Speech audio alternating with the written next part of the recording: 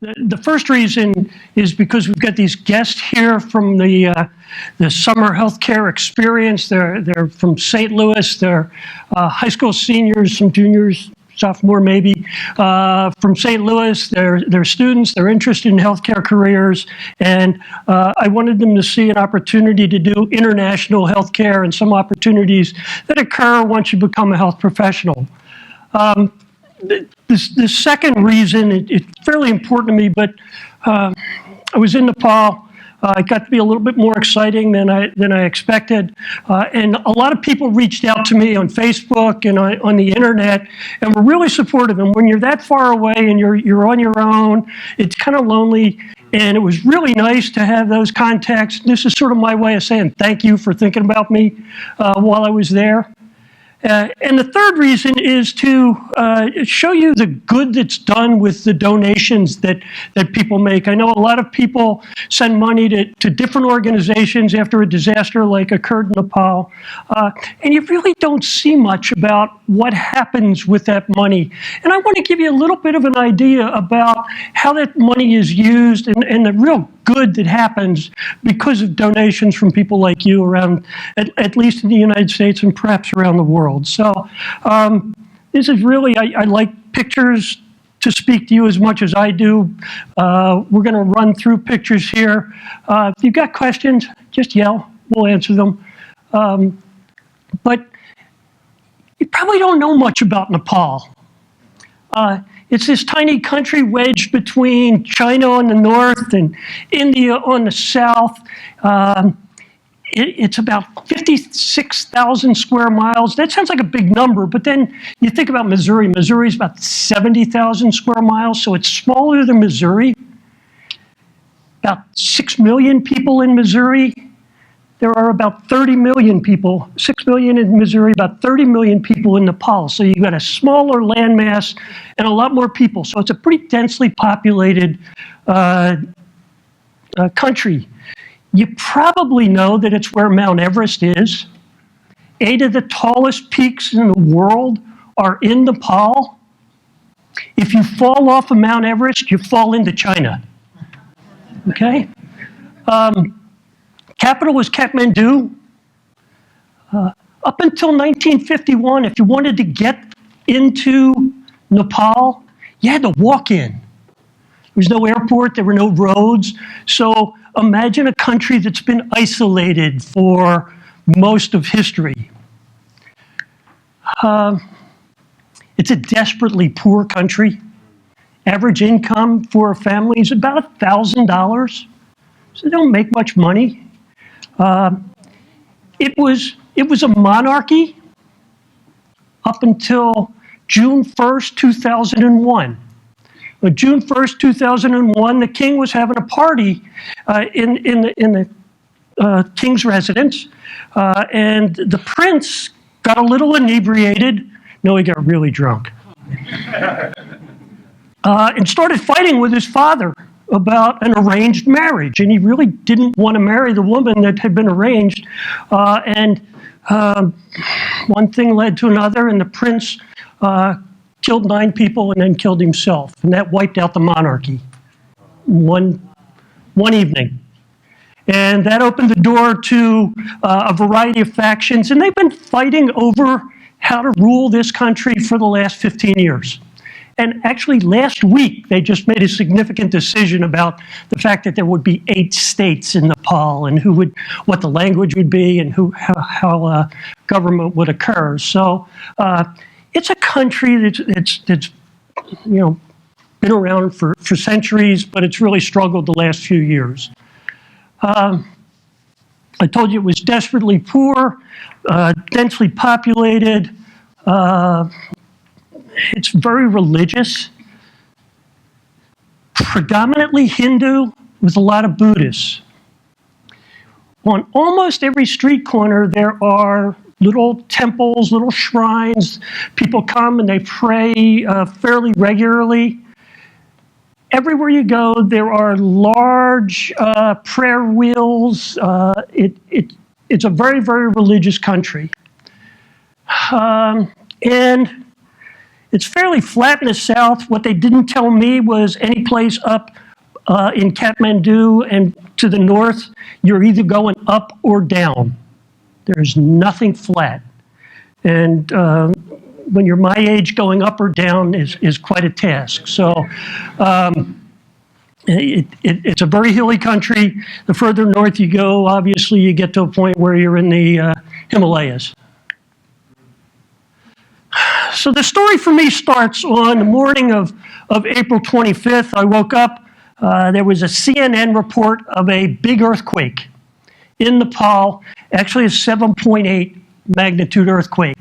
That's a pretty big earthquake. The earthquake in Haiti was 7.4. It's one of the biggest that's ever occurred on land mass. There have been some bigger, then there have been some bigger out in the ocean. And most people, it was an interesting report. Nepal's about halfway around the world, so we kind of, followed it a little. For me, it was pretty distressing. The reason it was pretty distressing was, I've got a friend, that's Don Peterson. Don Peterson was the program director for the physician assistant program in Utah. And I've known Don for 30 years. And what I knew was Don was in Nepal. It kind of worried me because he had about 15 physician assistant students that he took to Nepal, and I knew he was there. And I was hearing reports coming from Nepal that were telling me that there were about ultimately 9,000 people died because of the earthquake, the first earthquake. 500,000 homes were destroyed, just gone. I'll show you some of that in a minute. Half the healthcare infrastructure was gone. And I'm kind of worried about my friend. They were trekking. This is Annapurna on the left, one of the biggest, third biggest mountain in the world, I think. They were trekking, and they'd go for a couple of days, and then they'd set up a healthcare site, and they'd take care of the people. And then when they got to Kathmandu, there's a hospital there that Don and his wife Kathy work with, and they spent a couple days at the hospital, helping in the hospital. And I eventually got a hold of Don, and it turned out that he flew out about 3 hours before the earthquake. Some of the students were in the airport when the earthquake struck. They got out about 6 hours late. But everybody had gotten out safely, but they left a lot of friends and colleagues behind. They left a relationship with a hospital behind, and Don was a little distressed. And to make a long story short, I work with Project Hope. I work with Project Hope as a photojournalist predominantly. And I knew Project Hope was interested in helping in Nepal. I knew Don had lots of contacts in Nepal. I kind of got them together. Long story short, about 10 days later, Project Hope put a group of 14 people into Nepal. The 14 people were predominantly a group from Massachusetts General Hospitals made up of a physician, a nurse practitioner, several nurses, a lab tech, an OR tech, and a couple of translators. And I got to be part of that group. It was kind of exciting. It all happened very quickly. I have to thank the people here. One day I was here, and the next day I was gone. And I got on an airplane, Don and I got on an airplane and flew 30 hours, halfway around the world, to Nepal, and we didn't know what to expect. And this is what we found. This is what happens during a large earthquake. And reports were that the ground moved about 2 feet up and down during the quake. The first quake lasted about a minute, minute and a half. It's a car dealership. It's the Tata dealership in India and Nepal, some China. The car they drive is a Tata. And this is the Tata dealership. The hospital where we work is about 100 yards behind this building. And that's what a Tata looks like after a building falls on it. That's 3 Tatas. They pulled those cars out of there.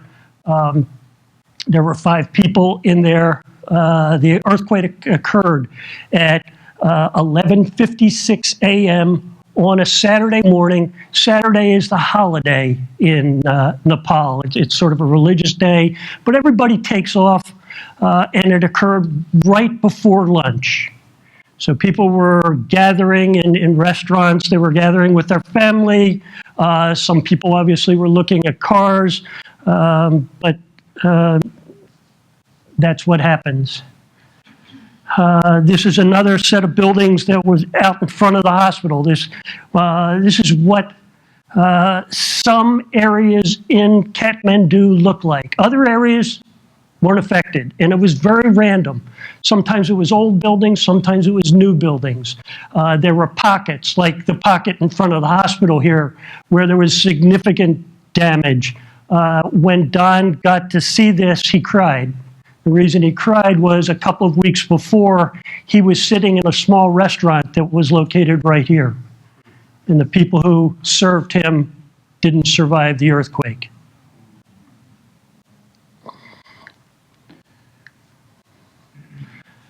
Took this picture, there's 2 pictures here. This is right next door to the building I just showed you. These 2 buildings were actually one building before the earthquake. You can see up here how they were connected. They're now about 15 feet apart, and you can see this building has actually moved to the left about 15 feet. That's the power of the earthquake that happened. This building was featured in Time magazine on May 11th. It was right across the major road from the hospital.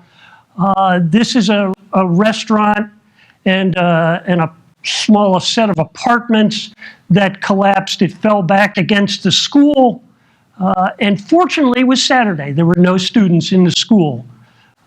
If you look here, you can see the remnants of an apartment and what it was like. This is actually the top of the 3rd floor. The 2nd floor is somewhere in there, and that's the ground floor here, just as this pancake back and fell backwards against the school. We were lucky there was no one in the school. Unfortunately, there were lots of people in the church, and this is the church. This is the back portion of the church. This is the front portion of the church. It's all torn up because they used a lot of jackhammers to get people out. There were about 35 people who perished in the church just almost instantaneously as the front collapsed. Manmohan Memorial Teaching Hospital, and Don Peterson had a relationship with people who ran this hospital. It's a 2-year-old hospital. 1st floor is an emergency room, outpatient department. 2nd floor, about 150 patients. Before the earthquake, there were about 20 patients in the hospital. 3rd floor here, pretty much administration, some construction. The 4th floor is yet to be determined. I want to point out, this is a lobby area right up here, and I'll show you that in a minute. It becomes fairly significant. The emergency department, I learned to fear 2 sounds in Nepal. One was the sound of an aftershock, and there's a very distinct sound, a rumbling that comes to you. The other sound I feared was the sound of this ambulance arriving. This ambulance, the guy who drove it would go pick somebody up, would roar up to the entrance to the hospital here, throw it in reverse, and do a power slide back into the emergency room. And if you happen to be leaving the emergency room at that instant, you became the 2nd emergency patient. It was pretty amazing to watch. I got to watch it a little closer than I cared for a couple of times. But he was really skilled at taking that thing full speed up the ramp and sliding it into the emergency room. When we got there, all the patients in the hospital were in the lobby. And this is a picture from the top of the elevator shaft, looking down into that lobby that I pointed to a minute ago. All the patients were in the lobby. There were about 40 patients in the lobby, and most of the staff for the hospital were gone. When the earthquake occurred, they left. They left out of fear. They left because they wanted to go out and see their homes and their relatives, or they just worked a couple days and got tired. So it was great that the Project Hope people were there because we cared for these people. And we did a lot of different things. I get to help change wound dressings. I get to help bathe people, carried water so that we could bathe people. The nursing staff was gone. There were a couple nurses, but not enough to take care of these people. Remember, this is a 24-hour-a-day, 7-day-a-week sort of effort, and it just wore people out. So being part of Project Hope, being part of this group, was fairly important at this hospital and to these people. I took this picture because it's a procedures cart. They used to wheel this cart around. You can see, there are sterile gloves here. You got some bandages, probably some alcohol here and basins, and WD-40. I have no idea. We never did figure it out, but that's what it is. Taking care of people was really an interesting process. This is one of the nurses who stayed, and most care that was given to people in the hospital was given to them by their family. The families were there. There were no meals. The family brought meals. The family took care of the people. They lived. I'll show you the tent where they lived in a minute. But that's what most of the care was. Physicians, there are physicians. They made rounds about twice a day, but most of the time it was families taking care of family members. And the thing that broke most of our hearts was many of the people were flown in from the Langtang Valley, and that's where the landslide wiped out the town.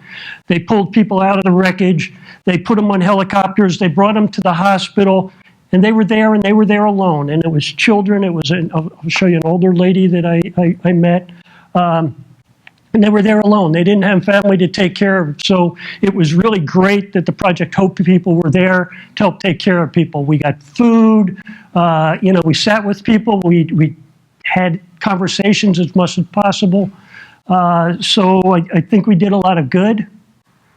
It's where the families slept. Actually, people were pretty happy to be in tents. Most of the city was living in tents when we got there. They were afraid to be inside under roofs. The injuries we saw were pretty well defined. We saw lots of broken bones.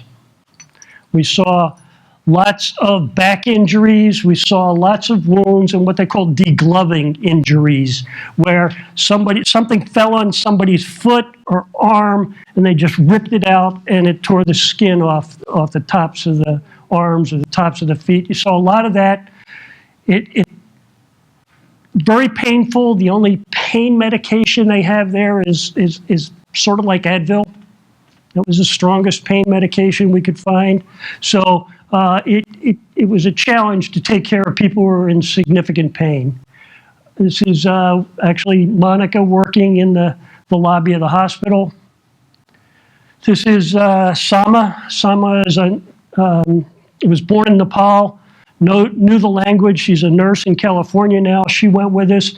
She was great. This is a gentleman. He's in late-stage Parkinson's disease, had a piece of wall fall on his hands. He had a degloving injury, but every time she came near him, he lit up. And you could see it in his eyes, and you can see a little of it there. But, you could tell he was happy she was there.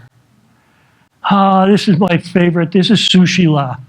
And Sushila is an 86-year-old Sherpa. She was flown in when the first earthquake occurred. She was running downstairs. She fell. Part of the wall for the stairs fell in against her, and that's what her injury looked like. She had a pretty severely broken lower leg.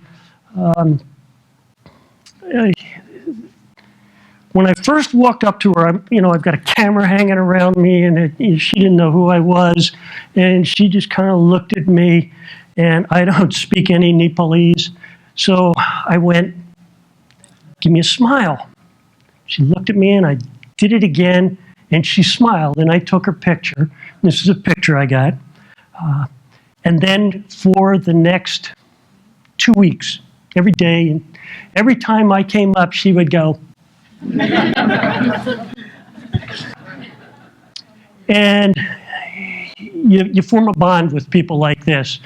I made sure she had food, and we all loved her, all 14, 15 of us, but she was really special. It was really tough to leave her there and not know what was going to happen. She had a daughter. The daughter was hundreds of miles away, was late stage pregnancy, and she just was kind of alone. And that was a tough one. May 11th, we got all the patients to move back up into the wards. Things were getting back to normal. Pretty quiet. We're cleaning up the lobby. People were picking up the pieces. They were taking the bricks and forming stacks of bricks, probably just to rebuild houses. A word to the wise, brick construction in an earthquake-prone area, probably not a good idea. I don't do selfies often. I included this one for two reasons. One, you can see ATSU in Nepal, actually in Kathmandu. And then you can see this wall here. May 12th at 12:46 p.m., I was on the second shift at the hospital, so I just got out of the shower, was getting ready to go to the hospital at about 2 o'clock. I was supposed to leave, and I felt what I thought was an aftershock starting. We had lots of aftershocks. Aftershock is an earthquake about 5 or 6 on the Richter scale. It bounces you around a little. Sometimes you hear them, sometimes you feel them. We got about 3 of those a day, so we got kind of used to them, only this one didn't stop. This one kept growing, and I was in my room, and it grew to the point where I had to go stand in the door frame. And I didn't do that for protection. I did that because that was the only place I could hold on. And if I didn't hold on, I was going to fall down. Floor was moving all sorts of ways. I can't tell you that it was going backwards and forwards or left and right. It was going everywhere at the same time. I told you it moved about a foot. It's one of those things that's kind of frozen in your mind. People say, it lasts forever. It lasted about 30 seconds. Felt like a few days to me. I had a million thoughts going through my head at the same time, and I can tell you I sensed a number of things. One, holy cow, I got to get someplace to hang on. Second thing was I could hear people screaming. And having taken pictures of all these buildings falling down, I kind of understood what was going, what they were thinking. I got into the doorway for in about the middle of what I think was about the middle. I grabbed the doorway, I was holding on, I thought, oh good, there's a window right there. If something happens, I can get out through the window fairly quickly. And I don't know if I unlatched it, but that was a thought that I had. And about 2 seconds after I had that thought, this wall collapsed into, the window is right here, this wall collapsed in against the window. So suddenly that exit that I had got a little bit more complicated with all the bricks. It went on, it seemed like it went on forever. I held on. You really can't do much else. I heard people screaming. It was from the hotel next door. I think that was pretty much because that wall was falling. People try to run out during an earthquake, which is the last thing you want to do. But we had one injury in the hotel because somebody tried to run out and fell down. But what happened mostly was panic. People had been through one earthquake, they'd seen all this destruction. Everybody, within an instant, was out in the middle of the street where only masses of wire could fall on you, and they were leaving town. The whole town closed up within a minute or two, and everybody was heading out. So it was general panic. You can see this is the street in front of the hotel. Back here, this is a pretty wide street. That's why everybody's there. This is, you know, that's the width of a normal street in Kathmandu, and maybe 25, 30 feet wide. The buildings are 4 or 5 stories tall, so you don't want to be there during an earthquake. Street got fairly crowded. I went with one other volunteers. We looked for people who needed help. There wasn't that much additional destruction. 200 people died. About 2,500 people were injured in the second quake.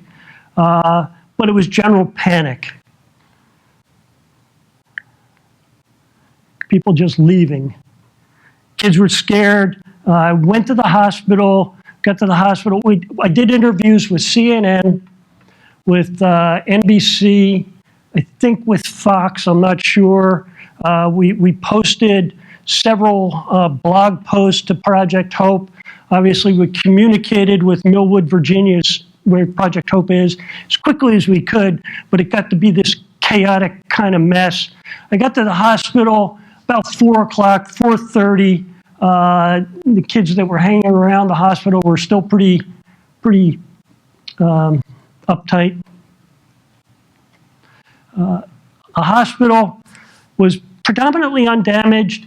When everybody got moved back to the wards, we moved all these oxygen tanks, and nobody anchored the oxygen tanks. So you can imagine, as a 7.3 earthquake hits, we had 42 oxygen tanks that weren't in any way tied down. They all hit the floor. You can see oxygen tank is under pressure, about 2,300 pounds worth of pressure in there, so they go off like a rocket, like a bomb. So that was the main problem at the hospital. And then we had this surreal experience for the next probably 12 hours. It was 2 a.m. before we got to bed that night. We had 60 patients come. We had a triage system set up. We unloaded people. The ambulance driver actually stopped coming up to the top of the ramp. It was so busy. We unloaded people out of cars, took care of people. These are pretty bright photographs, but the only electricity we had was from a generator. So it was pretty dark. So some of these are out of focus because I just didn't have any light to focus. But we did everything. We cared for people, cared for wounds, worked incredibly hard. It was a great experience to work with people that really felt a commitment to help and really acted on that. We set up a camp outside the emergency room. We stayed there for 2 days. That was home for 2 days. It's interesting. I've never slept on a piece of rebar before. Had 2 fairly good-sized aftershocks, and laying on the ground during an aftershock is kind of a neat experience. A couple of my favorite pictures here. These are late, probably about 2 a.m.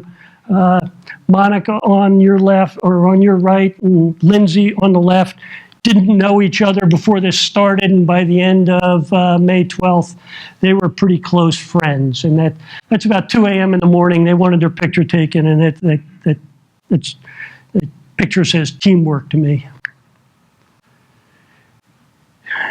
Project Hope shipped in $7.3 million worth of supplies. There were 7 shipments. There was 2 people on the ground responsible for getting supplies off of the airplane and getting them out to where they were needed. And these weren't, I've been in other situations like this where supplies came in and it was a couple of tons of quercetin, which is a, allergy medication. It's not exactly what you need in a disaster. The supplies we got were really needed. There were medicines that we needed, there were fluid that we needed, bandages we needed, there were gloves we needed. It was everything that was needed to take care of people, and they got to us at this hospital, and they got out to the people who needed them throughout Nepal. The money that people sent got put to good use. It really helped. Project Hope doesn't do clothes. It doesn't do food. UNICEF comes in fairly quickly and drops rice and water where it's needed. So Project Hope comes in and brings in medical supplies that they get from donations they go out and buy, or from pharmaceutical companies that want to help in a disaster. So we found the supply boxes started coming in, and it was our job to sort through them and get them in the right places. Great cooperation, great teamwork. Broken back is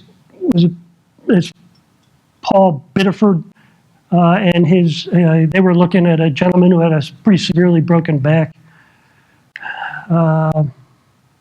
This sushi la again. This is the entrance to the Monkey Temple. The Monkey Temple is a really kind of a cool story. Kathmandu is a valley, and there's a mountain. They call it a hill. I call it a mountain.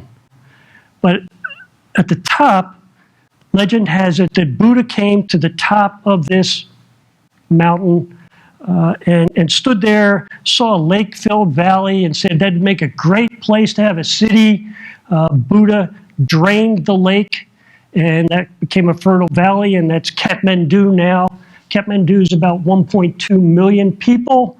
Supposedly started because Buddha drained the lake. And Buddha, this gets kind of weird, but Buddha then scratched his head, and the lice became monkeys at the top, at the crest of the mountain here. So that's the legend. That's why it's called the Monkey Temple. It's about 560 steps to the top. I know, I counted them. And this is at the top, and it's called the Monkey Temple. This is a stupa, or a burial area, 3,000 years old. It was pretty much undamaged.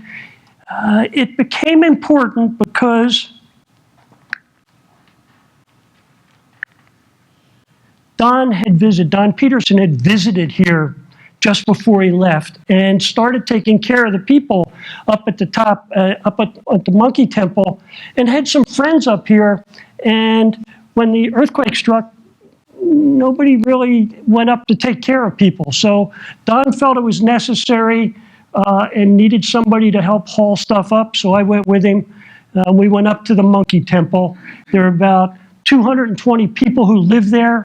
They trace their lineage back 1,600 years. They call themselves the true Buddhists, but obviously their homes had been destroyed in the first and second earthquake. This is what it looked like.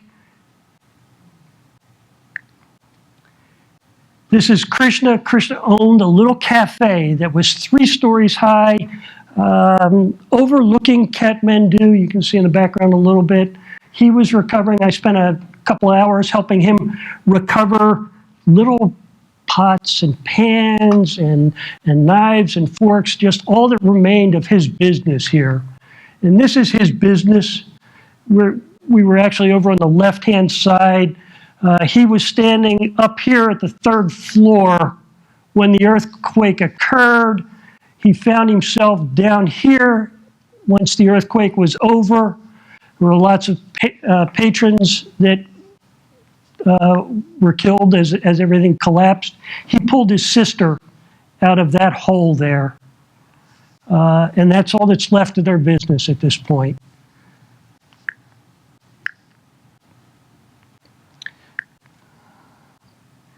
People up there now are living in tents. They have tarps. They pulled electricity from somewhere, so they've got a little electricity. They live as a group of 200 people. They cook common meals, and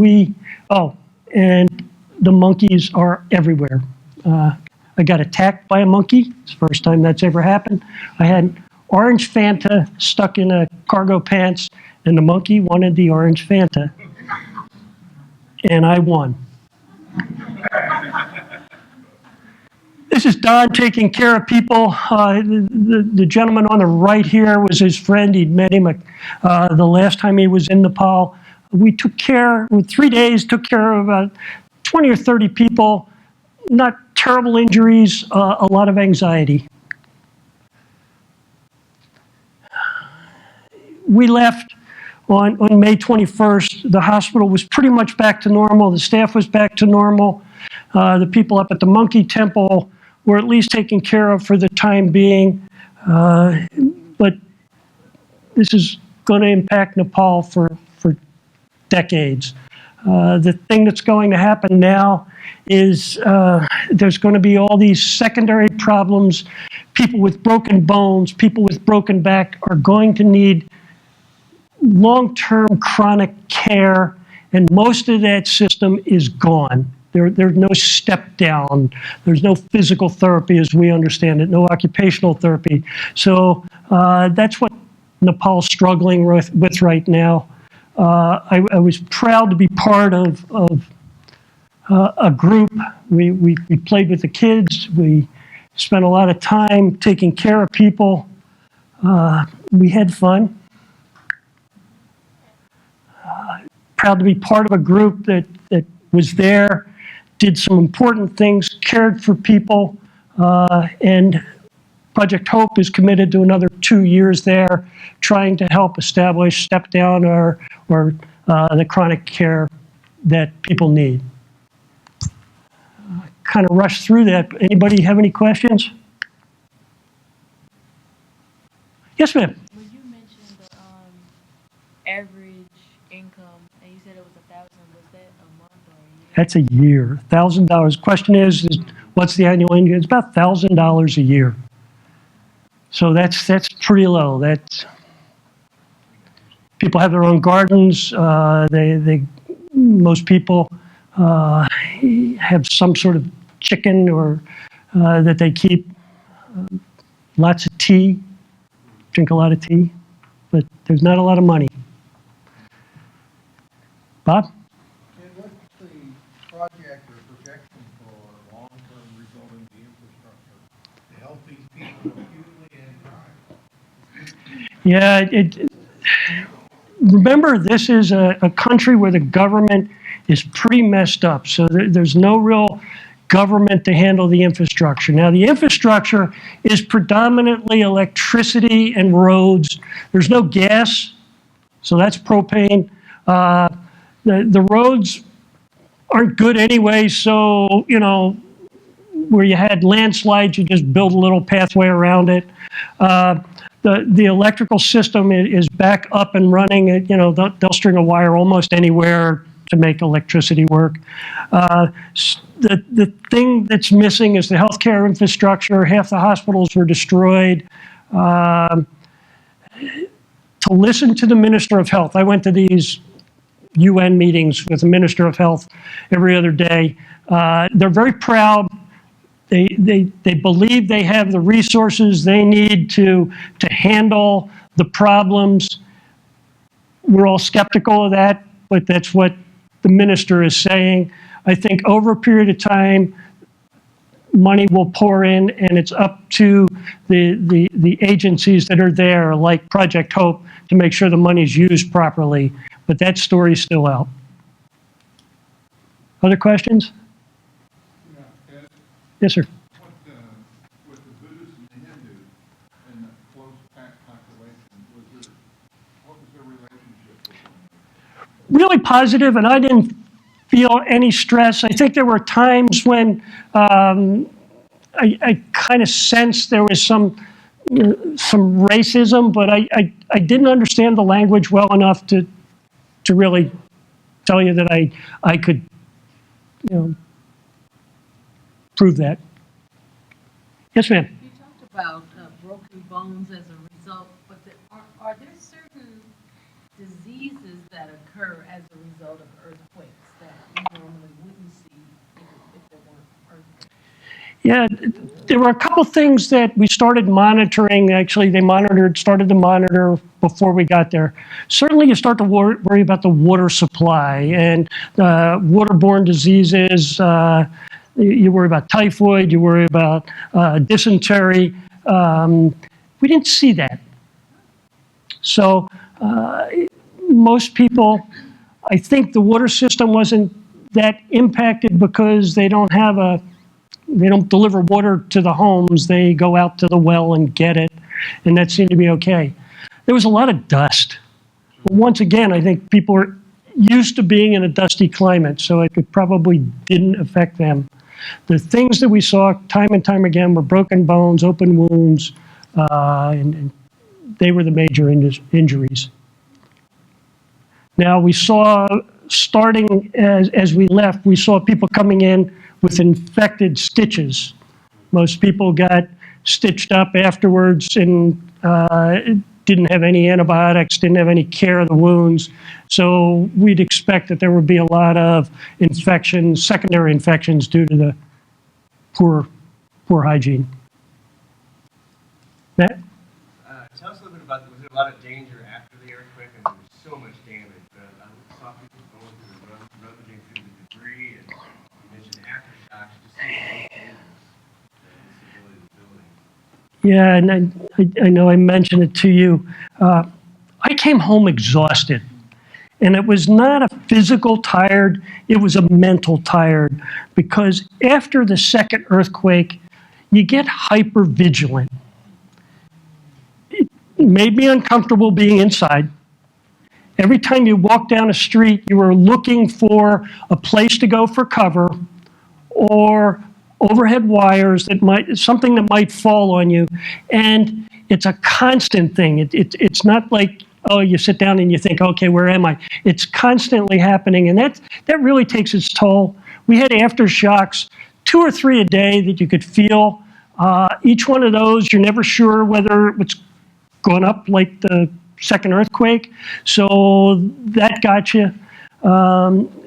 Lots of buildings that were leaning over. I mean, when you walk down the street, you looked for the building that was damaged so that you were paying attention to that. That first slide where the wall is marked with earthquake, that wall is slanted at about a 15-degree angle. It'll come down soon. I think there are probably still lots of injuries as people. The only way to take the buildings down is to start from the top and start tearing them down. And as you do that, they're going to become more and more unstable. So there are probably people that will still get injured. Yes, sir. Do many people have cell phones over there, and did they work after the earthquake? It's amazing that everybody's got a cell phone. Not just 1, 2. So in one of the poorest countries in the world, people have pretty impressive cell phones, and the system worked. I can speak to the second earthquake. The system worked within an hour. Within an hour, I was doing a CNN interview on a cell phone. I don't know how much it costs. I haven't gotten the bill yet. But it was amazing how well that system did work. So another question? Yes? I seen you had a few pictures of children and things like that. For children who lost guardians or parents in an earthquake, were there different programs or organizations that came to help implement things for them or help them out? Yeah, that's a great question. There were lots of kids who lost their parents. And there were immediately organizations there to prevent movement of those children. And in fact, children were not allowed to move out on the street, really, but that's not true. Children weren't allowed in or out of the country without a parent. They weren't allowed in cars without a parent. There was a lot of protection of the children. And it was really impressive. We saw it on a regular day-to-day basis. We saw people monitoring it, questioning people as to whose child that was. So the children were pretty well protected, and it was impressive. Yeah, it was nice to see. Several organizations. We talked to one group, one woman from Africa who was there representing her group. So yeah, it was really kind of surprising. Just an opinion. Do you think that the people of Nepal learned anything from the earthquake in Haiti? Because you're talking about places where earthquakes are, you don't know what to do. Well, you really don't know what to do either. But we would probably act differently than those two countries would. I can tell you, my opinion is the answer is no. I saw a lot of current building structures, and we're talking about the Himalayas. They came because the Eurasian plate and the India plate come together, and that formed Mount Everest. I mean, it's not unexpected that there's going to be an earthquake there. There hasn't been an earthquake there in 50 years. Geologically, that's not a lot of time, but the construction we saw, new buildings, old buildings, didn't matter. It was pretty flimsy. It was not. It was cheap concrete, rebar. Rebar was pencil thin. There were 3 strands. The building I showed you, 3 strands of rebar in weak concrete that made up the foundation for the building. So, did somebody learn? I don't think so. It's what you can afford. Is there the instability of the government in China and India, opposite sides? Do you think either of those governments will come in and try to get a foothold and kind of wipe Nepal eventually? That was real evident. First 2 countries there were China and India. India helped a great deal getting people out of buildings. China set up tents everywhere with the big symbol on it. You knew it was China. So, yeah, hopefully this didn't destabilize the country and it's not going to get absorbed into probably China. But there's a chance.